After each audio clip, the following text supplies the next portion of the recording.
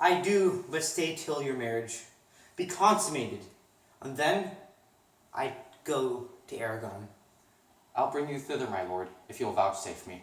Nay, that would be as great a soil in the new gloss of your marriage to show a child his new coat, and not let him have it. I will only be bold with Benedict for his company, for from the crown of his head to the sole of his foot he is all mirth. He hath twice or thrice cut Cupid's bowstring, and the little hangman dare not shoot at him. He hath a heart as sound as a bell, his tongue is a clapper. For what his heart thinks, his tongue speaks. Gallants, I am not as I have been. I agree. I think you are more serious. I hope he be in love. Hang him, truant. There's no true drop of blood in him to be truly touched with love. If he be sad, he wants money. I have a toothache. Draw it. Hang it. You must first hang it and draw it afterwards. What? Sigh for toothache? Is your body out of sorts, or is it caused by a worm? Well, everyone can master a grief, but he that has it. If he be not in love with some woman, there is no believing old signs. Our brushes, his hat, o' mornings, what should that bode? Yet say I, he is in love. There is no appearance of fancy in him, unless it be a fancy that he hath no strange disguises, as to be a Dutchman today, a Frenchman tomorrow, or in the shape of two countries at once. As a German from the waist downwards, all slopes. As a Spaniard from the hip upwards, no doublet, unless he have a fancy to his fully, as it appears he hath. He is no fool for fancy, as you would have it he appear. Hath any man seen him at the barber's? No, but the barber's man hath been seen with him, and the old ornaments of his cheeks had already stuffed tennis balls. Yes, he does look younger than he did because he shaved off his beard. Nay, or rubs himself with crivet. Can you smell him out by that? That's as much as to say, the sweet youth's in love. The greatest note is his melancholy. And when was he wont to wash his face?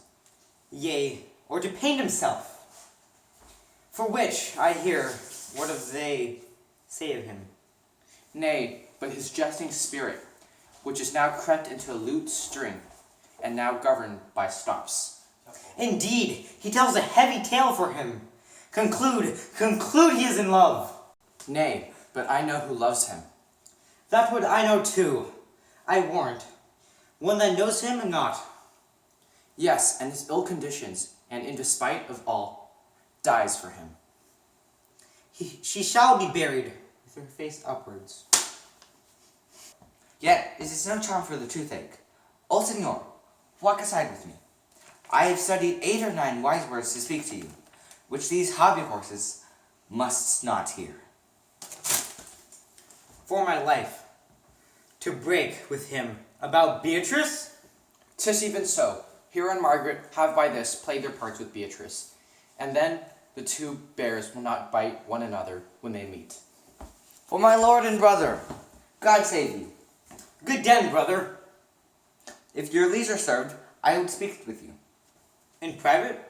If it please you. Yet Count Claudio may hear, for what I would speak of concerns him. What's the matter? Means your lordship to be married tomorrow. You know he does. I know not that, when he knows what I know. If there be any impediment, I pray you discover it.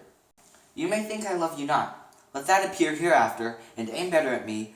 By that I know all will manifest. For my brother, I think he holds you well, and in dearness of heart hath hope to effect your ensuing marriage. Surely suits ill spent, and labor till bestowed. Why? What's the matter? I came hither to tell you, and circumstances shortened, for she has been too long a talking of, and the lady is disloyal. Who? Hero?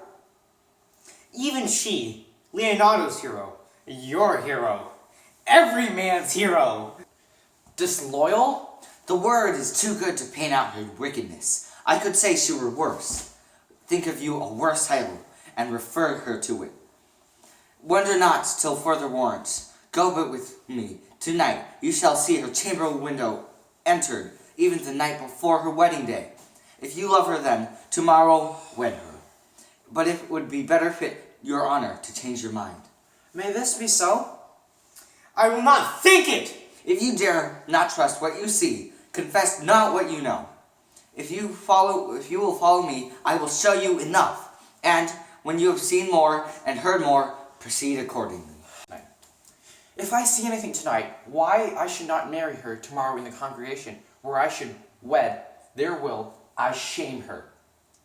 And, as I wooed for thee to obtain her, I will join with thee to disgrace her! I will disparage her no further, till you are my witnesses. Bear it coldly, but till midnight, and let the issue show itself. O day! Uptowardly turn! O mischief strangely thwarted.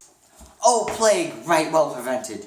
So you will say, when you have seen the sequel. We're not.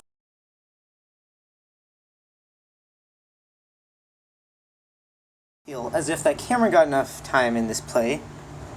So I'm going to light him on fire. Candles ready. Liquids are ready. Start the fire.